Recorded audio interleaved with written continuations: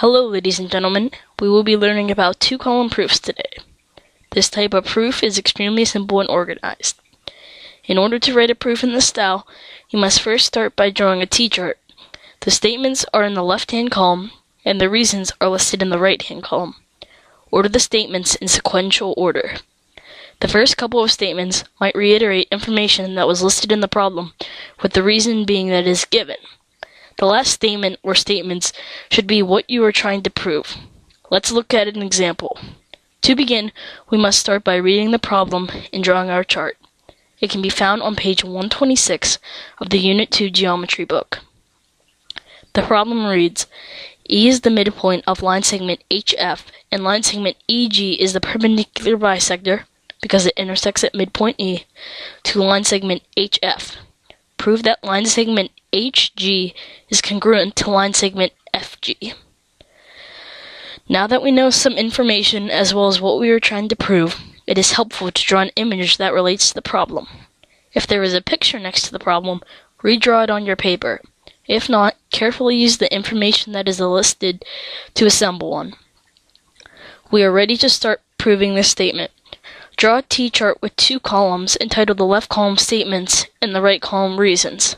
Our first statement is that E is the midpoint of line segment HF, and the reason for this is that it is given. Our next statement is also given, and is that line segment EG is the perpendicular bisector to HF. Because of the definition of perpendicular bisector creates 90-degree angles and splits the segment into two equal parts, our next two statements will be that line segment FE is congruent to line segment HE, and the measure of angle GEF is equal to the measure of angle GEH, which is 90 degrees.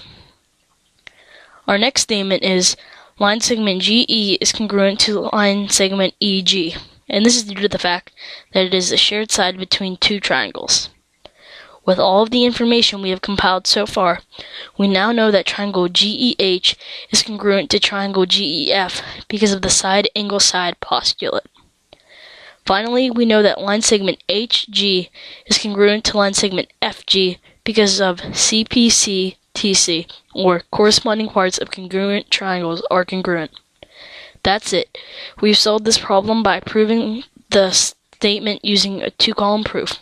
In the next part, we will be talking about the flowchart. Thank you for watching. We have hoped you enjoyed and you learned something about proofs, specifically how to use and create the two-column style.